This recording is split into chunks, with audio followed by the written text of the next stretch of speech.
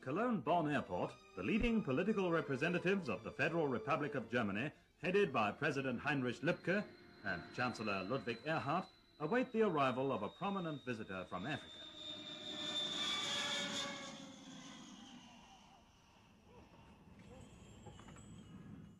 His Excellency Aden Abdullah Osman, President of the Somali Republic, pays a state visit to the free part of Germany in order to hold personal talks designed to strengthen the fruitful political, economic and cultural relations between the two countries. After a cordial welcome, at which members of the Somali embassy are also present, the national anthems of these two friendly powers are played.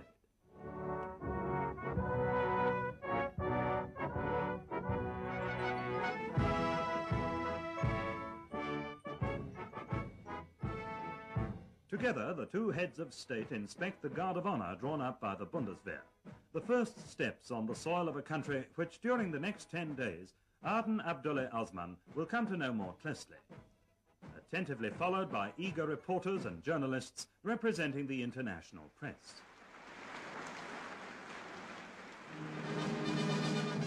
On the day of his arrival, the illustrious visitor, escorted by a police motorcycle unit, calls at the Palais Schaumburg in Bonn, the official residence of the Federal Chancellor.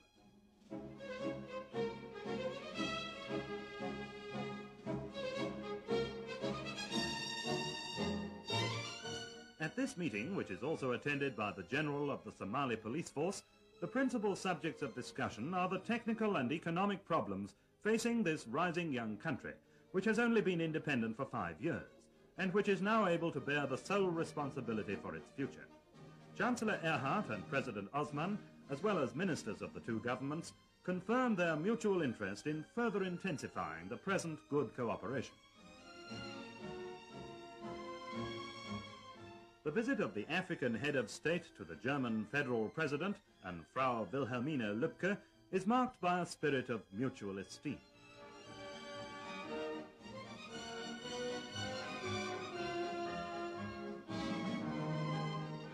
In the presence of his ministers who accompany him on his tour of the Federal Republic, President Osman is decorated with the Grand Cross of the Order of Merit of the Federal Republic of Germany by President Heinrich Lübke. The German president is honored by the award of the Order of the Somali Star, presented to him by his African guest.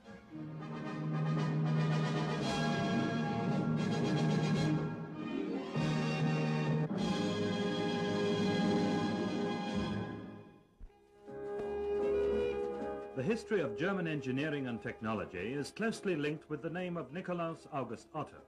On the second day of his visit, the Somali president is shown round the Klöckner Humboldt Deutz works in Cologne, where 100 years ago the revolutionary development of the combustion engine first started. Here, the latest technical progress in the field of mechanical engineering is clearly visible, and its details are explained by the company's Director General, Dr. Jakob.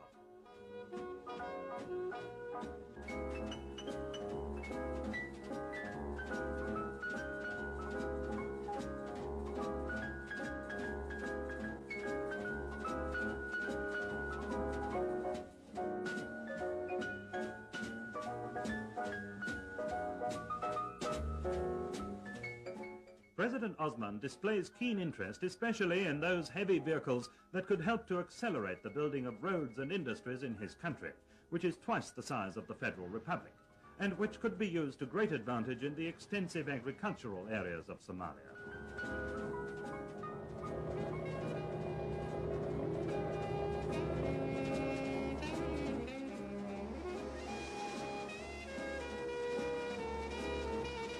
At the site of a great new bridge being built across Germany's largest river by leading Cologne industrial enterprises, the African visitors are able to study the plans as well as the rational road-building methods employed here.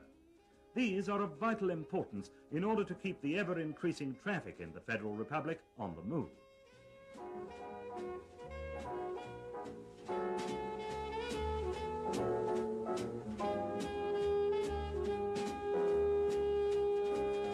Leading building experts of the Strabag company explain the details of the new bridge across the Rhine in Cologne.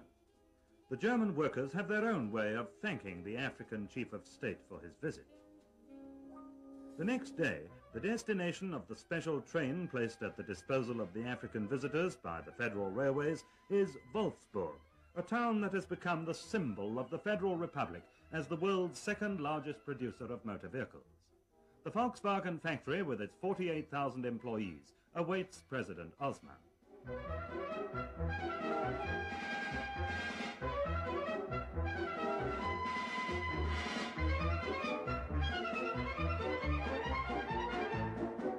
Every day, 5,600 vehicles come off the final assembly lines, ready for shipment to all the countries of the world.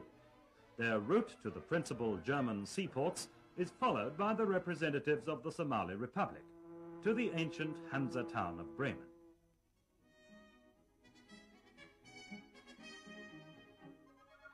With an expert and critical eye, President Osman and his delegation study this full-scale model of the Bremen docks, and are thus able to compare their organization and installations with those in Mogadishu, the capital of their country on the Indian Ocean.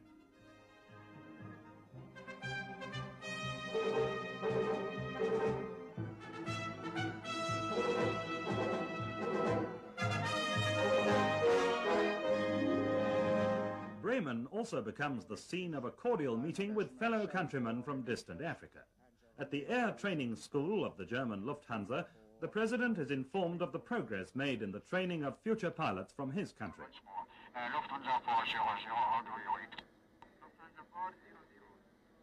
Roger, V-line 142 is clear. Time now 4-5. Over. Intensive study was required before the trainees became familiar with the laws of aerodynamics and navigation, and before they were able to complete without fault the severe exercises in the Link training plane. Then, with their German trainers at their side, they were able to demonstrate to the eminent African visitors take-off and perfect low-flying exercises.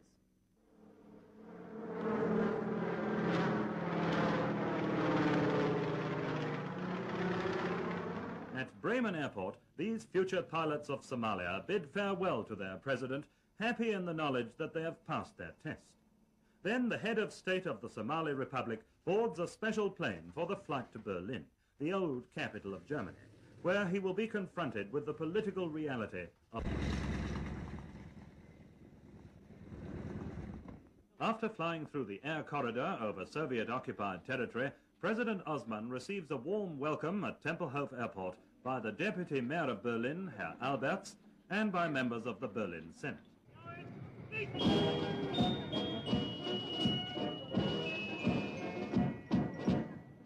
West Berlin receives the visitor from Africa with optimism and animation, with the pulsating traffic of a newly risen metropolis.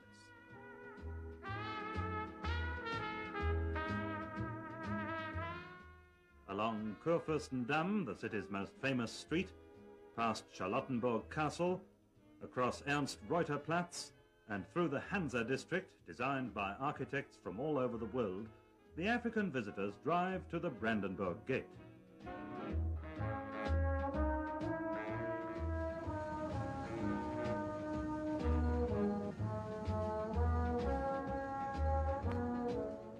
This symbol of national consciousness today signifies the unnatural division of Germany. Here at the wall erected by the communist rulers in East Berlin, freedom and the right of self-determination for 17 million Germans beyond the Iron Curtain come to an end. Here at this wall, which cuts the city in two, Germans are killed by the bullets of communist frontier guards, people who tried to escape from the tyranny of the Soviet-occupied zone of Germany to the freedom of West Berlin.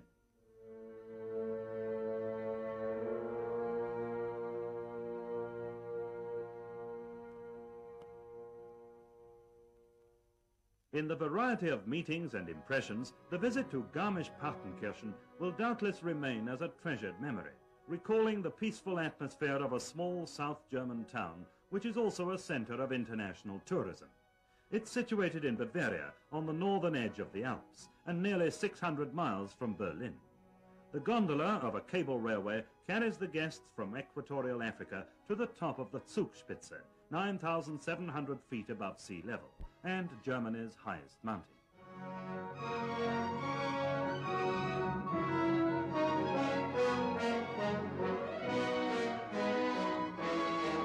On this this particular day, visibility is not very good, just enough for a few snapshots by the reporters and the newsreel cameramen.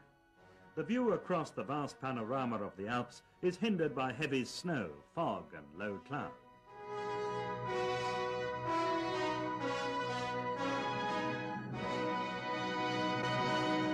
Munich, the capital of Bavaria, makes up for it, however, and presents itself to President Osman and his delegation with all the signs of the commencement of spring.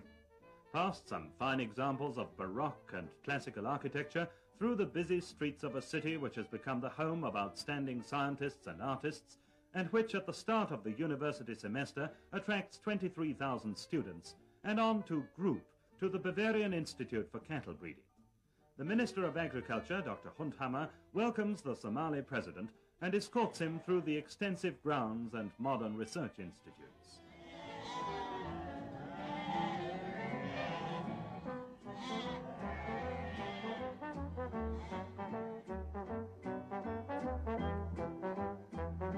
The richer for some useful information which the Somalian experts will doubtless be able to utilize for their agriculture and cattle breeding on the east coast of Africa, President Osman comes to the end of his tour of Germany. At Munich airport, the Speaker of the Bavarian Parliament, Ludwig Hanauer, and Bavaria's Minister of Agriculture, Dr. Hundhammer, bid farewell to the President of the Somali Republic. Then His Excellency boards a special plane of the German Lufthansa. As he leaves German soil, President Aden Abdoulaye Osman is accompanied by the cordial wishes of the German people and their government for his personal well-being and a happy future for his country.